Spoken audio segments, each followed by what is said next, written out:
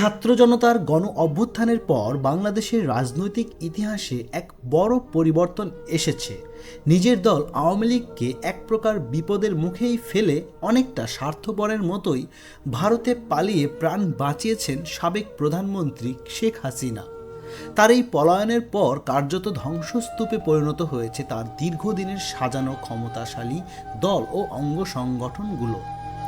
শুধু শেখ হাসিনাই নন, আওয়ামী লীগ এবং নিষিদ্ধ ঘোষিত সংগঠন ছাত্রলীগের অনেক হেভিওয়েট নেতা নেত্রীরাও যে যার মতো করে পালিয়ে গেছেন।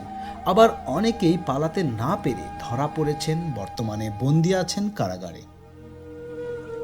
কিন্তু রাজনীতির এই দাবা খেলায় নেতাদের অপরাধের চড়া মাশুল এখন গুনতে হচ্ছে তাদের নিরপরাধ বাবা মা, ভাই বোন এবং স্ত্রী সন্তানদের। ঠিক এমনই এক রাজনৈতিক পরিস্থিতির করুণ শিকার হলো বাগেরহাটের একটি সাজানো সংসার। ঘটনাটি বাগেরহাট সদর উপজেলার সাবেকডাঙ্গা গ্রামের।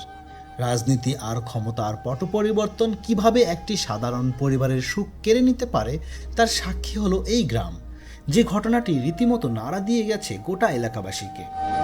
জুয়েল হাসান সাদ্দাম এবং তার স্ত্রী সুবর্ণা স্বর্ণালী বিয়ের 5 বছর পেরিয়ে তাদের ঘর আলো করে এসেছিল একটি ফুটফুটে ছেলে সন্তান।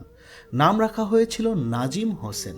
কিন্তু তাদের এই ছোট্ট সুখের সংসারে কাল হয়ে দাঁড়ালো স্বামীর রাজনৈতিক পরিচয়। ওর হাজবেন্ড জেলখানায় থাকাতে জামিন হওয়ার পরও জামিন হয় না, এই কারণেই যে তার সাথে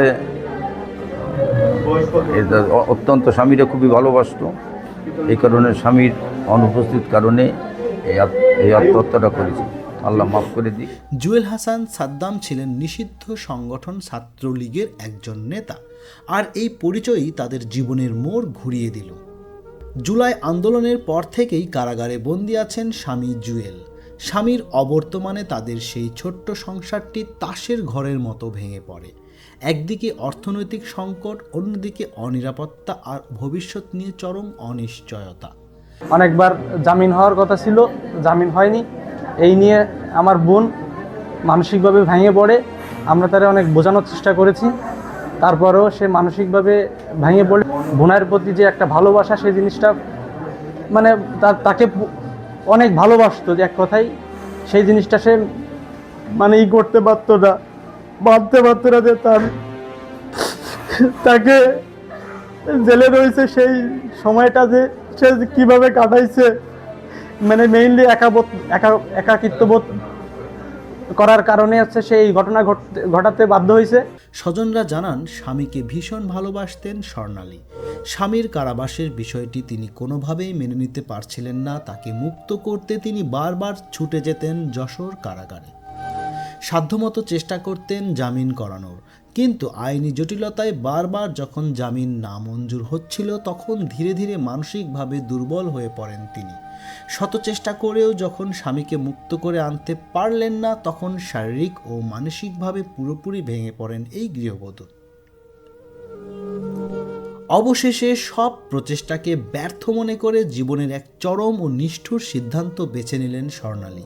শুক্রবার দুপুরে নিজ ঘরের ভেতরেই ঘটালেন সেই মর্মান্তিক ঘটনা। নিজের 9 মাসের শিশু সন্তান নাজিম হোসেনকে বালতির পানিতে ডুবিয়ে হত্যা করেন তিনি, আর এরপর নিজেও বেছে নেন আত্মহননের পথ। পুলিশ এসে মা ও ছেলের মরদেহ উদ্ধার করে। মুহূর্তেই এই খবর ছড়িয়ে পড়লে কান্নার রোল পড়ে যায় স্বর্ণালীর স্বজনদের মাঝে। যে সন্তানকে ঘিরে ছিল বাঁচার স্বপ্ন, সেই সন্তানকেই নিজের হাতে মেরে ফেলার মতো কঠিন কাজ কিভাবে করলেন স্বর্ণালী, তা ভেবে পাথর হয়ে গেছেন আত্মীয় স্বজনরা। তাদের ধারণা দীর্ঘদিন স্বামী কারাগারে থাকায় এবং ভবিষ্যৎ অন্ধকার দেখে তীব্র হতাশা থেকেই তিনি এমন কাণ্ড ঘটিয়েছেন। এলাকাবাসীও যেন বিশ্বাস করতে পারছেন না। তারা জানান স্বর্ণালী অত্যন্ত শান্ত স্বভাবের মেয়ে ছিলেন, তার পক্ষে এমন চরম সিদ্ধান্ত নেওয়া অকল্পনীয়। প্রতিবেশী এবং স্বজনদের আহাজারিতে এখন ভারী হয়ে আছে সাবেকডাঙ্গা গ্রামের বাতাস। বাগেরহাট মডেল থানা পুলিশ জানিয়েছে, মা ও ছেলের মরদেহ উদ্ধার করে ময়না তদন্তের জন্য বাগেরহাট জেলা হাসপাতালে পাঠানো হয়েছে। পুলিশ বলছে, মূলত ময়না তদন্তের রিপোর্ট হাতে পাওয়ার পরই মৃত্যুর সঠিক কারণ এবং কিভাবে মৃত্যু হয়েছে তা নিশ্চিত হওয়া যাবে। এই ঘটনায় এখন পর্যন্ত থানায় কোনো অভিযোগ দায়ের করা হয়নি, তবে আইনগত ব্যবস্থা এবং প্রক্রিয়া চলমান রয়েছে। নেতারা পালিয়ে বেঁচে গেছেন, কিন্তু কর্মীরা পচে গেছেন জেলে, আর তাদের পরিবার ধুঁকছে হতাশায়। বাগেরহাটের এই ঘটনা আবারও আঙুল দিয়ে দেখিয়ে দিল রাজনীতির হিংস্র থাবায় কিভাবে বলি হতে হয় নিরপরাধ নারী ও শিশুদের।